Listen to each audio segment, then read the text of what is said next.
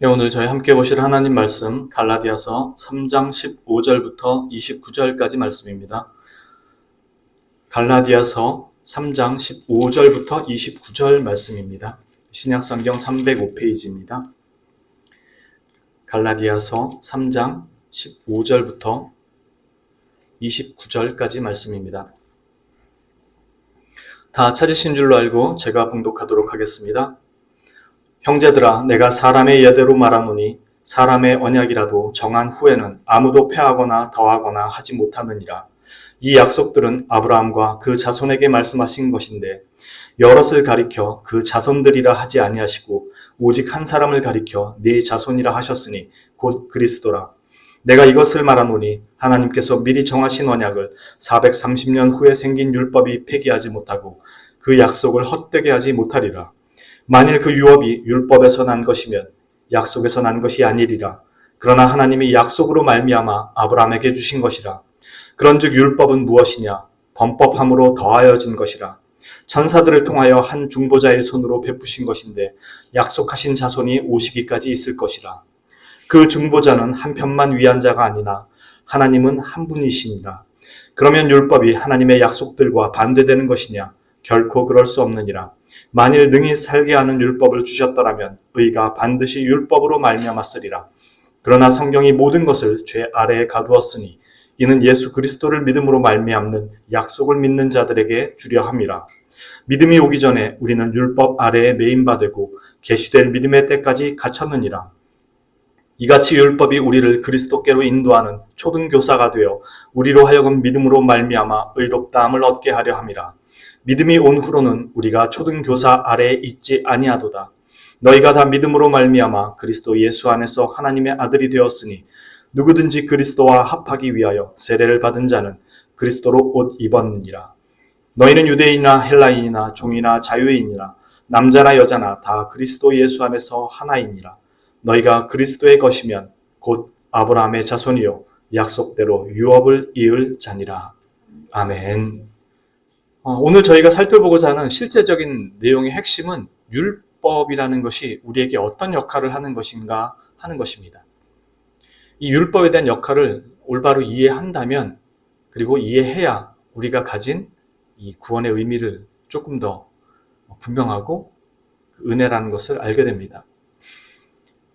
먼저 앞에서 다루는 내용은 유업은 약속으로 주어진 거지 율법으로 말미암아 주어진 것이 아니라는 것입니다. 즉 율법으로 말미암아 주어진 것이 아니라는 것은 우리에게서 조건이 주어지고 그 조건을 완성시키면 유업을 주는 것이 아니라는 뜻입니다.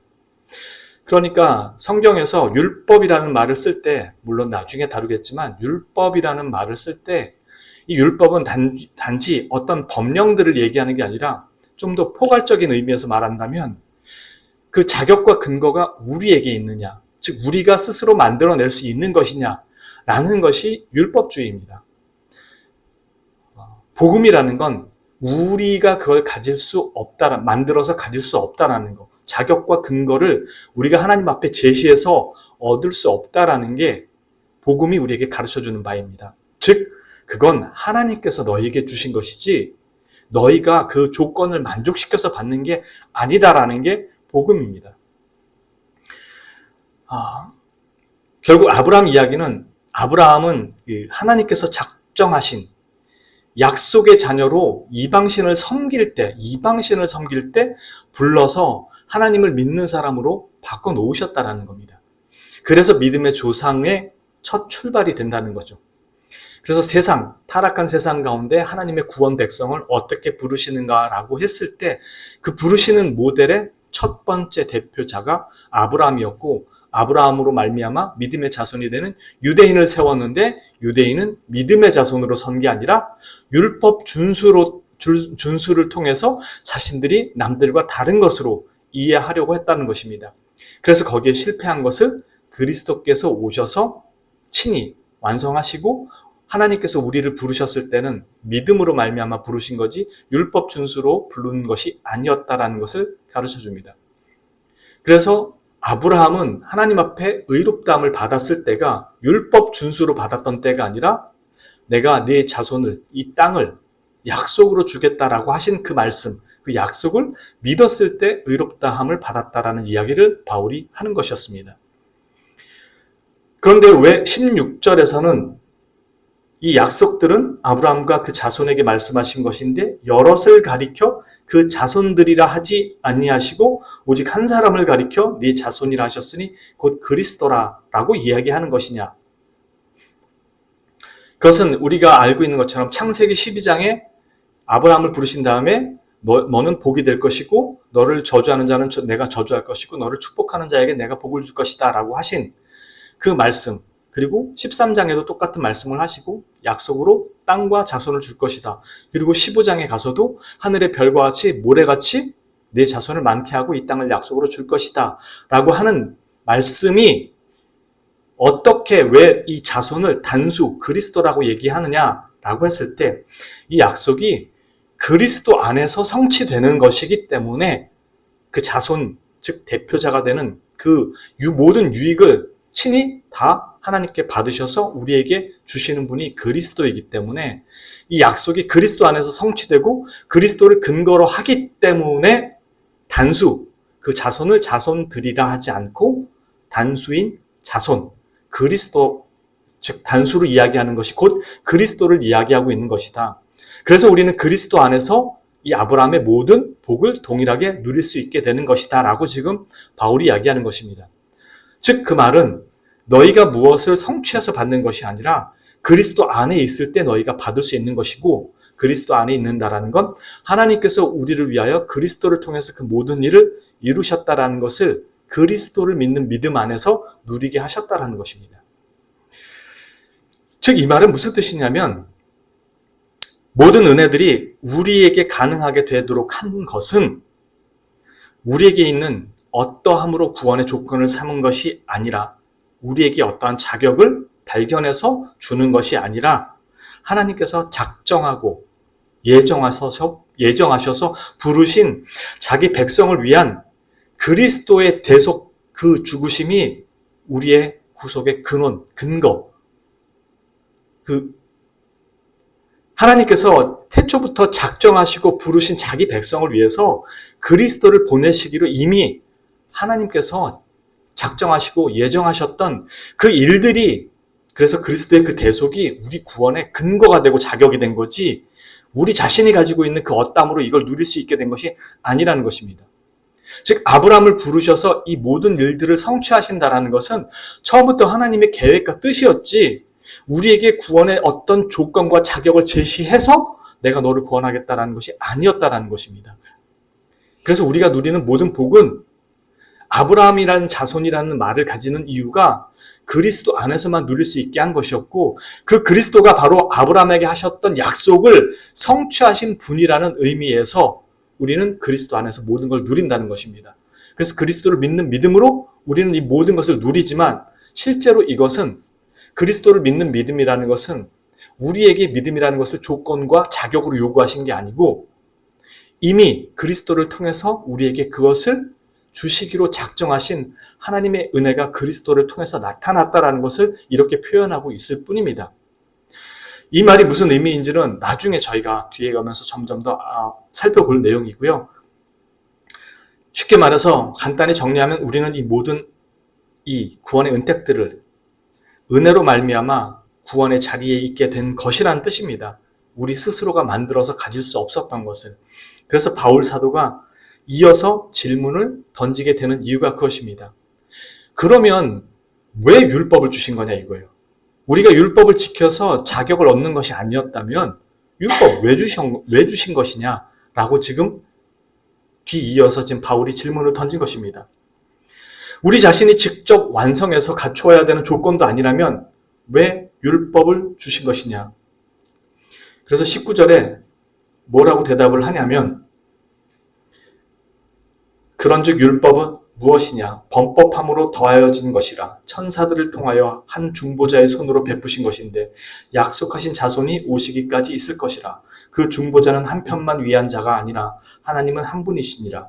그러면 율법이 하나님의 약속들과 반대되는 것이냐? 결코 그럴 수 없느니라. 만일 능히 살게 하는 율법을 주셨더라면 의가 반드시 율법으로 말미암았으리라. 그러나 성경이 모든 것을 죄 아래에 가두었으니 이는 예수 그리스도를 믿음으로 말미암는 약속을 믿는 자들에게 주려 함이라. 이 무슨 말이냐면요. 앞에 먼저 17절에 내가 이것을 말하노니 하나님께서 미리 정하신 언약을 430년 후에 생긴 율법이 폐기하지 못하고 그 약속을 헛되게 하지 못하리라. 즉 무슨 말이냐면 아브라함에게 먼저 약속을 주셨던 것이고 아브라함의 자손이 이삭이고 이삭의 자손이 야곱이고 야곱이 12자손을 낳았고 그 12지파 중에 한 지파가 레위 지파고 레위 지파의 자손이 모세예요. 그리고 모세를 통해서 율법이 주어진 거예요. 즉 아브라함에게 하셨던 약속이 있었고 율법은 430년 뒤에 모세를 통해서 주어졌다는 거예요. 그러므로 모세를 통해서 주어진 이 율법이 원래 처음부터 했던 약속을 폐하지 못한다는 거예요. 그러니까 약속이 우선하는 거지 율법이 우선하는 것이 아니라는 거예요. 그러면서 율법을 그럼 왜 주신 것인데? 라고 지금 바울이 얘기했고 바울이 얘기한 내용이 뭐냐면 율법이 22절에 성경이 모든 것을 죄 아래에 가두었으니 이 말은 율법을 얘기하는 거거든요. 말씀. 즉 하나님의 말씀, 율법이 모든 것을 죄 아래에 가두는 역할을 했다라는 거예요. 이게 무슨 뜻이냐면 한 중보자의 손으로 베푸신 것인데 라고 쓸 때 이 중보자는 모세를 가리켜요. 그래서 모세를 통해서 율법이 주어졌다라는 거예요. 그런데 약속하신 자손이 오시기까지 있을 것이라 라고 한 이 약속하신 자손은 앞에 말한 것처럼 예수 그리스도예요. 그러니까 이 율법은 예수 그리스도께서 오시기까지 주어진 한시적인 것이었는데 왜 주셨느냐가 무슨 의미로 주셨느냐면 바로 모든 사람들의 행위가 죄 아래에 있다는 것을 가르쳐 주기 위해서 이 성경, 이 율법이 왔다라는 거예요. 그래서 모든 사람들의 행위를 죄 아래에 가두어 놓게 하셨다라는 거예요. 율법이 있기 전에는 죄인 걸 몰랐는데 이 율법을 주심으로 말미암아 우리의 모든 행위들이 죄 가운데 있다라는 걸 알게 하셨다라는 거예요. 왜 20절에 중보자는 한편만 위하는 것이 아니냐라고 했을 때 모세, 이 중보자는 모세를 가리키는데 모세는 하나님과 이스라엘 백성 사이의 율법을 받아서 건네준 자로서 그냥 중재자의 역할만 하는 거예요. 중보자가 아니라 중재자예요. 물론 모세가 중보자적인 역할을 하기도 하지만 우리가 아는 그리스도의 그 중보자적 역할을 모세가 완전하게 하지는 못합니다. 모세는 단지 하나님과 이스라엘의 그 중재자적 역할을 해요.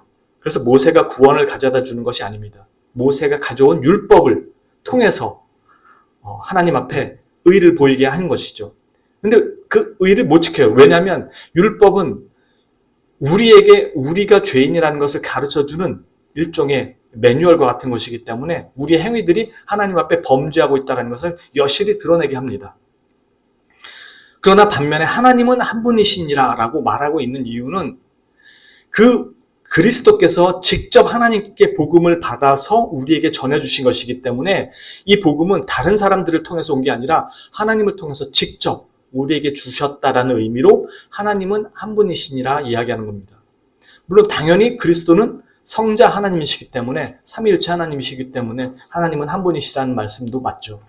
또한 동시에 하나님께 직접 받아서 우리에게 주신 복음이기 때문에 또한 하나님은 한 분이시니라 라고 이렇게 말을 하는 것입니다. 즉 율법보다 복음이 훨씬 더 우리에겐 중요하고 또한 그 복음 자체가 율법보다 더 우리에게 우선한다라는 것을 이야기하는 것입니다. 그럼 21절에 율법이 하나님의 약속들과 반대되는 것이냐? 결코 그럴 수 없느니라 라고 한 말씀은 무엇인가? 아까도 말씀드린 것처럼 율법 자체가 우리를 구원할 수 있는 게 아니라면 복음과 반대되는 거 아니냐? 예, 구원이라는 측면에서 율법이 가지고 있는 능력으로는 우리를 구원할 수 없다라는 점에서는 반대적인 입장이 맞습니다. 그러나 율법 자체가 정말로 하나님의 약속들과 반대되는 것은 아닙니다. 왜 바울사도가 그렇지 않다고 이야기하는가? 만일 율법 준수를 통해서 우리에게 살 길을 주신 게 맞다면 율법이 우리에게 의를 가져다 줘야 된다는 거죠. 만약에 율법으로 말미암아 우리가 구원을 받는 게 맞다면, 그런데 율법이 우리에게 의를 가져다 주지 못해요. 율법은 우리에게 죄인이라는 정죄의 역할을 해요. 그래서 우리는 율법을 통해서 죄를 알아요. 근데 아는 게 우리를 의롭게 만들지 못해요. 그래서 율법은 우리에게 의를 가져다 줄 수가 없어요. 그래서 죄의 권능, 이 사망은 어디서 오냐면 율법으로부터 온다고 얘기하는 것입니다. 왜냐하면 모두가 율법 아래, 우리가 죄인이라는 것을 깨닫게 하기 때문에 다 율법 아래 놓여 있기 때문에. 근데 왜 반대가 아니라고 이야기하는 것인가? 이 율법이 하는 첫 번째 역할은 그것입니다. 우리로 하여금 죄를 알고 깨닫게 하는 것. 그리고 두 번째 역할이 뭐냐면 그러므로 말미암아 우리가 그리스도께로 가야 한다는 것을 알려주는 역할이 바로 이 성경이 하는 역할입니다. 그래서 율법은 첫 번째로 우리가 죄 아래 있다는 걸 알게 하고 그로 말미암아 그리스도를 향하게 하는 역할을 하는 것입니다. 그렇기 때문에 율법이 복음과 하나님의 약속과 반대되지 않는다고 이야기하는 것이 그 약속을 완수하는 분이 그리스도이기 때문에 율법이 우리를 그리스도에게로 인도한다는 측면에서 결코 하나님의 약속들과 반대되지 않는다고 말하는 것입니다. 율법의 첫 번째 역할이 그런 것인 것처럼 율법이 없었다면 우리가 우리의 죄됨을 드러내고 정죄할 수 없었을 것입니다.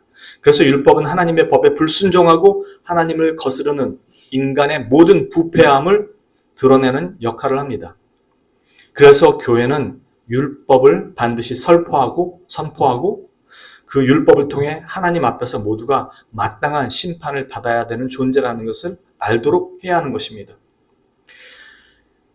문제는 그래서 교회에 왔어도 하나님의 말씀을 들으면서도 자신의 불순종과 죄를 인식하지 못하고 깨닫지 못하는 사람이 문제라는 것입니다. 이들은 이 말씀을 들어도 깨닫지 못하기 때문에 예수 그리스도를 찾는 것이 아니라 교회를 오는 이유가 커뮤니티의 성격, 즉 교제, 사귐의 성격을 가진 교회, 그래서 교제와 사귐이 있는 나눔 공동체로서의 교회를 바라보게 되고 그것을 위해 모이게 됩니다.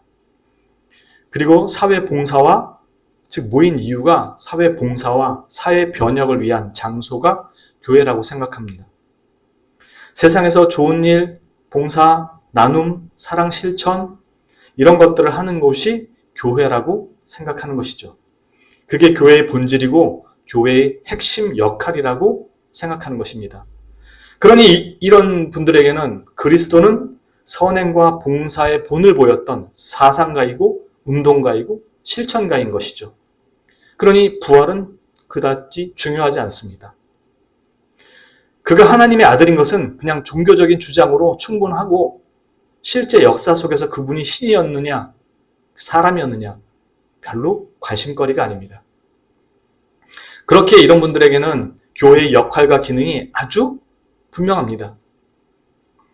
그냥 그것을 사랑, 봉사, 나눔 이런 것들을 실천하는 교회가 교회의 본질을 가진 교회고 그것이 약화되거나 별로 없어 보이는 교회는 교회의 본질을 잃어버렸다고 생각합니다. 그래서 교회가 그리스도를 머리로 하여서 그분에게로 돌아가고 회복되며 세워져야 하는 것보다는 사회 변혁과 사회 개혁 그리고 사회에서의 사랑 나눔 같은 일에 앞장서는 것이 교회의 본질이고 회복이고 그런 공동체를 세워가는 것이 교인들의 역할이라고 보는 것이 대부분입니다. 그래서 교회를 와도 세속적인 마인드는 변화되지 않고 오히려 더욱 강화됩니다. 왜냐하면 세상에서 선행을 하는 것이 종교성을 가진 사람이 되는 것이 기독교가 종교인의 목표라고 여기도록 만들어 놓고 있으니까요. 만나도 예수 그리스도가 아닌 세상 이야 사람이 그분들이 서로 만나도 예수 그리스도가 아닌 세상 이야기와 그 세상에서 어떻게 정의롭고 평화롭게 함께 하는 사회로 세상으로 살아갈 수 있게 하느냐가 궁극적인 관심거리가 됩니다. 교회는 그것을 위해 재정을 모으고 헌금하는 것이고 그래서 교회의 재정 지출이 세상의 세속적인 방식으로 계산되고 판단되고 감사를 그런 측면에서 감사받아야 한다고 생각하는 것입니다. 그러니 교회에 와도 세속화된 생각들이 오히려 더 강화됩니다. 그들이 가지고 있는 세상에서 바라보는 가치관을 교회에 가지고 와서 교회도 그래야 된다고 바라보기 때문에요. 그러나 오늘 말씀은 그렇게 이야기하지 않고 있음을 볼 수 있습니다. 22절부터 보겠습니다. 그러나 성경이 모든 것을 죄 아래에 가두었으니 이는 예수 그리스도를 믿음으로 말미암는 약속을 믿는 자들에게 주려 함이라. 믿음이 오기 전에 우리는 율법 아래에 매인바 되고 계시될 믿음의 때까지 갇혔느니라. 이같이 율법이 우리를 그리스도께로 인도하는 초등교사가 되어 우리로 하여금 믿음으로 말미암아 의롭다함을 얻게 하려 함이라.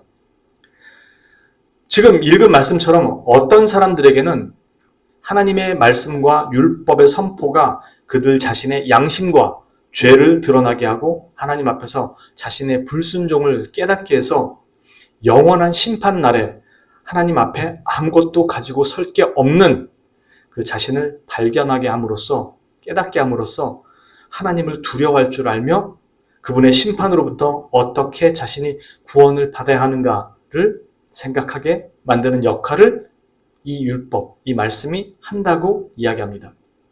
이것이 바로 율법이 하는 매우 중요한 역할 중에 하나인 것입니다. 바로 우리를 하나님의 영원한 진노와 저주의 심판으로부터 구원하실 유일하신 구세주 예수 그리스도에게로 가도록 한다는 것입니다. 그래서 어떤 사람에게는 이 말씀을 들어도, 교회에 와서 이 말씀을 들어도 전혀 이 말씀이 안 들리고, 그래서 자신의 문제를 인식하지 못하고 교회에서 사랑과 나눔 실천하는 일에만 관심을 두는 사람이 있고, 어떤 사람에게는 자신의 끔찍함과 비참함을 깨닫고 내가 어찌하여야 할고 가슴을 치며 그리스도에게로 돌아오는 사람이 있게 한다는 것입니다.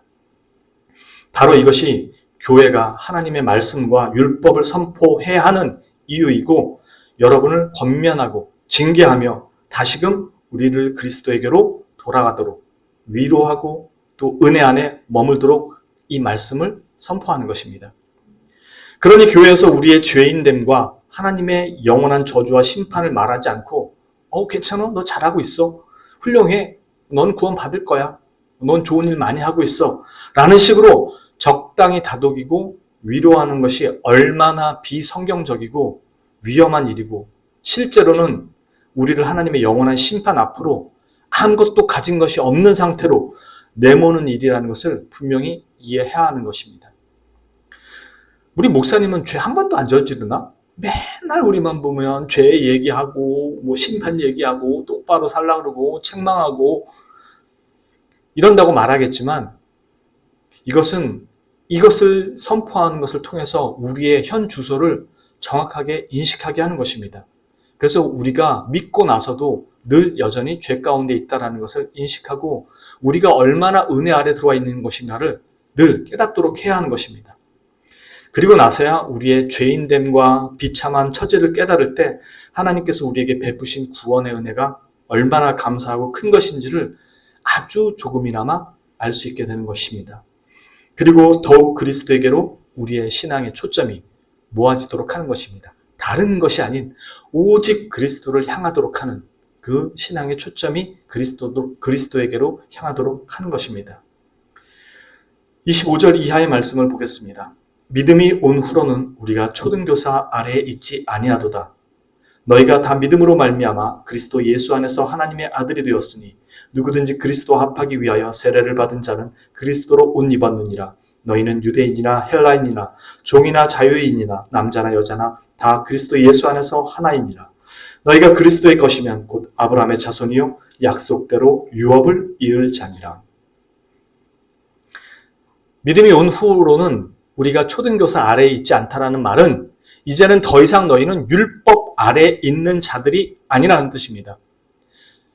즉 우리가 믿음을 가지고 그리스도 앞에 나왔다라는 것은 더 이상 율법이 너희를 정죄하거나 판단하지 못한다는 것입니다. 왜? 그 율법을 그리스도께서 다 이루셔서 우리에게 의로 전가시켜 주신 것이기 때문에 율법이 우리에게 죄를 물을 수 없게 됐다는 것입니다. 다시 말해서 지금 이 말씀은 너희가 가지고 누리는 이 특권은 너희 스스로 만들어서 가진 자격이 아니고 오직 하나님께서 은혜로 말미암아 그리스도를 통해서 너희에게 거저 주신 바 되었다는 것입니다.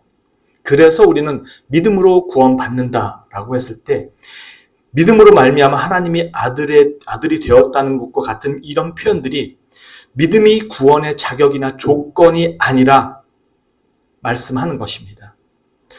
믿음이 너희의 의가 되는 것이 아니라 오직 그리스도의 대속이 너희의 의가 되는 것이고 너희의 의의 근거가 되는 것이라고 말씀하는 것이고, 그것을 성경이 믿음으로 말미암아 구원받았다라고 표현하고 있을 뿐이라는 것입니다.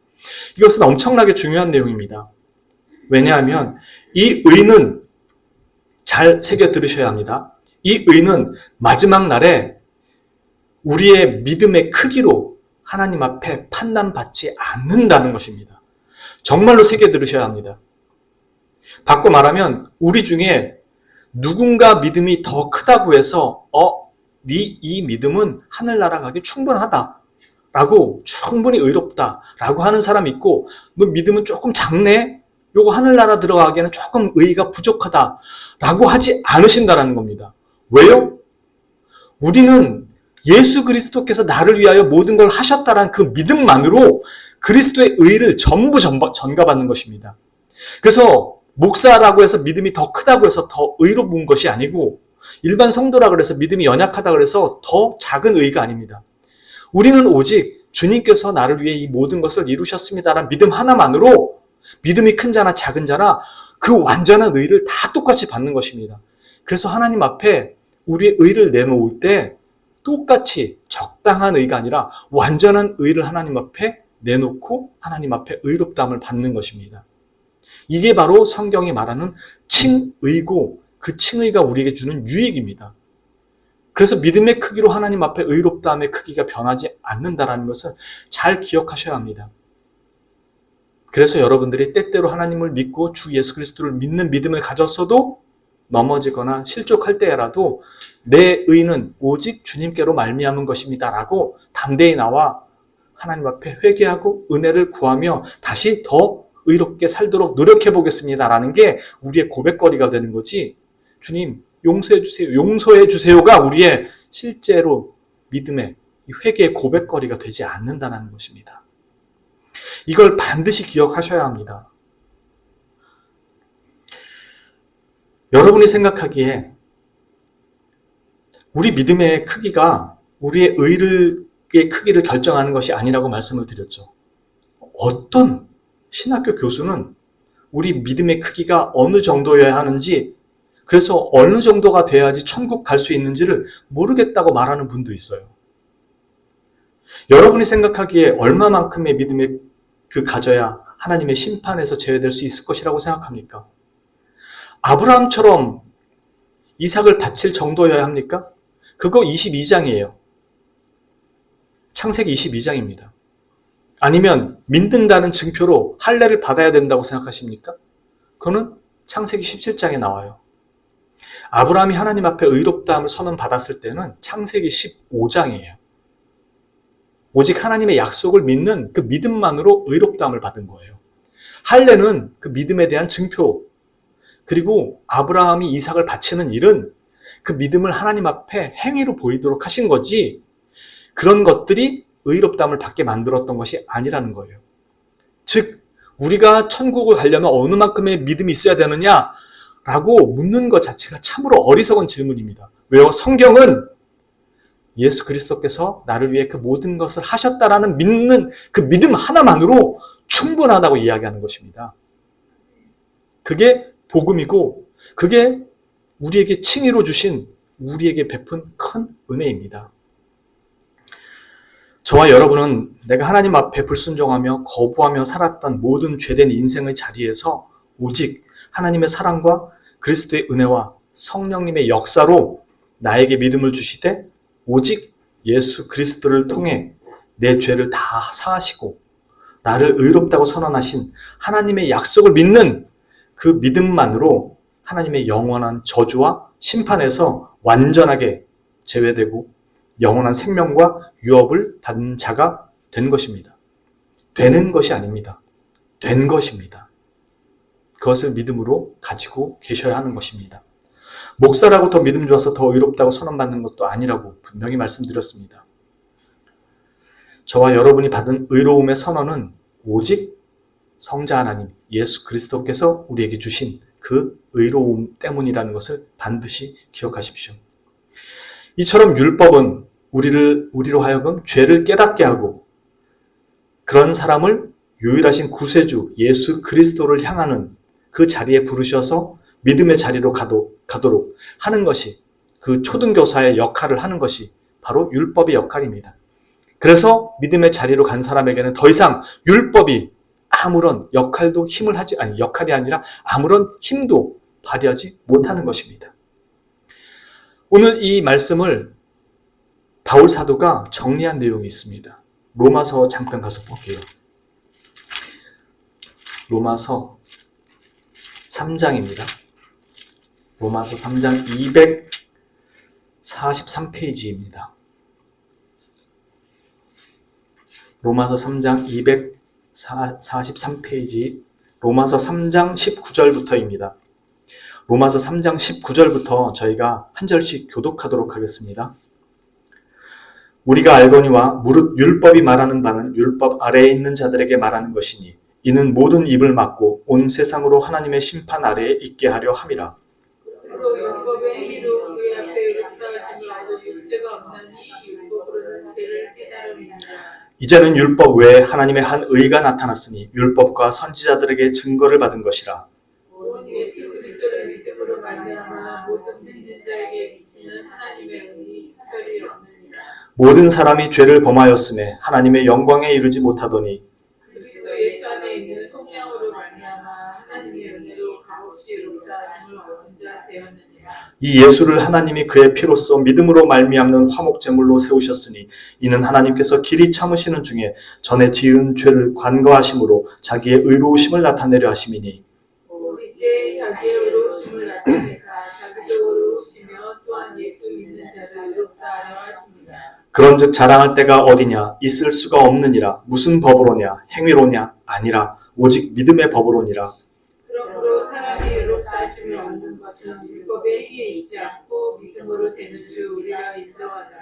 하나님은 다만 유대인의 하나님이시냐? 또한 이방인의 하나님은 아니시냐? 진실로 이방인의 하나님도 되시느니라. 할례자도 믿음으로 말미암아 또한 무할례자도 믿음으로 말미암아 의롭다 하실 하나님은 한 분이시니라. 그런즉 우리가 믿음으로 말미암아 율법을 파기하느냐? 그럴 수 없느니라. 도리어 율법을 굳게 세우느니라. 계속 봅니다. 그런즉 육신으로 우리 조상인 아브라함이 무엇을 얻었다 하리요? 만일 아브라함이 행위로서 의롭다 하심을 받았으면 자랑할 것이 있으려니와 하나님 앞에서는 없느니라. 성경이 무엇을 말하느냐? 아브라함이 하나님을 믿음에 그것이 그에게 의로 여겨진 바 되었느니라. 이런 자에게는 그 삭시 은혜로 여겨지지 아니하고 공수로 여겨지더냐. 이를 아니할지라도 경건하지 아니한 자를 의롭다 하시는 이를 믿는 자에게는 그의 믿음을 의로 여기시나니 이런 것이 없이 하나님께 의로 여기심을 받는 사람의 복에 대하여 다윗이 말하노라. 불법이 사함을 받고 죄가 가려짐을 받는 사람들은 복이 있고 주께서 그 죄를 인정하지 아니하실 사람은 복이 있도다 함과 같으니라. 그런즉 이 복이 할례자에게냐 혹은 무할례자에게도냐 무릇 우리가 말하기를 아브라함에게는 그 믿음이 의로 여겨졌다 하노라. 그런즉 그것이 어떻게 여겨졌느냐? 할례시냐 무할례시냐? 할례시가 아니라 무할례시니라. 그가 할례의 표를 받은 것은 무할례시의 믿음으로 된 의를 인친 것이니 이는 무할례자로서 믿는 모든 자의 조상이 되어 그들도 의로 여기심을 얻게 하려 하심이라. 또한 할례자의 조상이 되었나니 곧 할례받을 자에게뿐 아니라 우리 조상 아브라함이 무할례시에 가졌던 믿음의 자치를 따르는 자들에게도 그러하니라. 아브라함이나 그 후손에게 세상의 상속자가 되리라고 하신 언약은 율법으로 말미암은 것이 아니요 오직 믿음의 의로 말미암은 것이니라. 아니 율법에 속한 자들이 상속자이며 믿음은 헛것이 되고 약속은 파기되었느니라. 율법은 진노를 이루게 하나니 율법이 없는 곳에는 범법도 없느니라. 함께 있습니다. 그러므로 상속자가 되는 것이 은혜에 속하기 위하여 믿음으로 되나니 이는 그 약속을 그 모든 후손에게 굳게 하려 하심이라.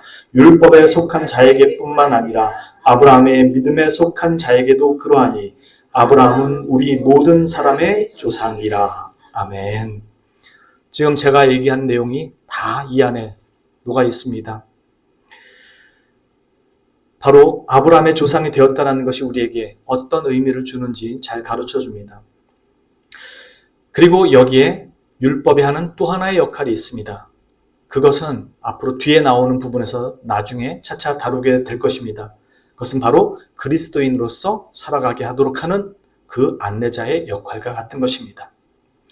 이것은 성화와 관련된 부분으로 뒤에서 좀 더 자세히 다룰 것이기에 오늘은 이 부분에 대해서 더 여기서 말씀드리지는 않을 것입니다. 다만 이것을 한 문장으로 줄인다면 이렇게 이해하시면 됩니다.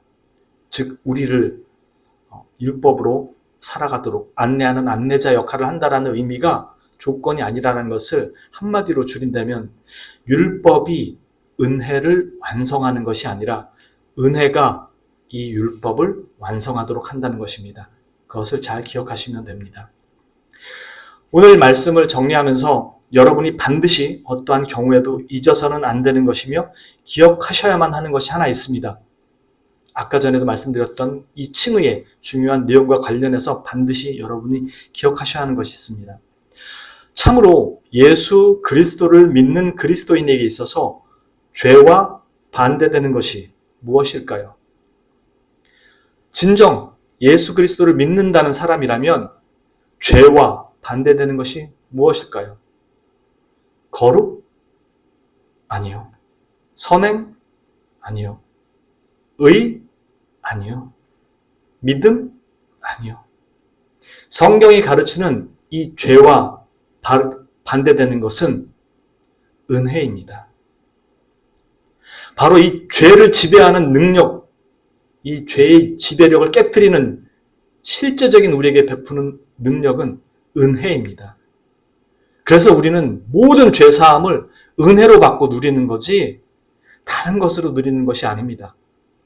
성경이, 복음이 우리에게 가르쳐주는 이 바로 핵심은 우리는 오직 은혜 안에서 살아가는 자라는 것을 가르쳐주는 것입니다.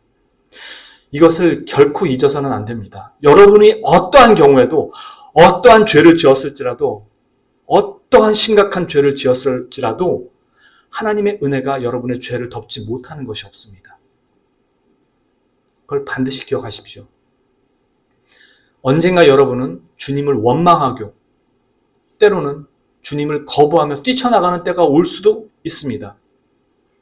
그때에도 여러분은 내가 하나님 앞에 벗어났고 쫓겨났다고 생각하지 마십시오. 하나님의 은혜는 그 모든 죄를 덮습니다. 그것을 믿지 못하도록 하는 것이 율법이 하는 역할이고 사단이 하는 역할입니다. 여러분은 하나님의 은혜에서 어떠한 경우에도 떨어져 나가는 경우가 없습니다. 왜요?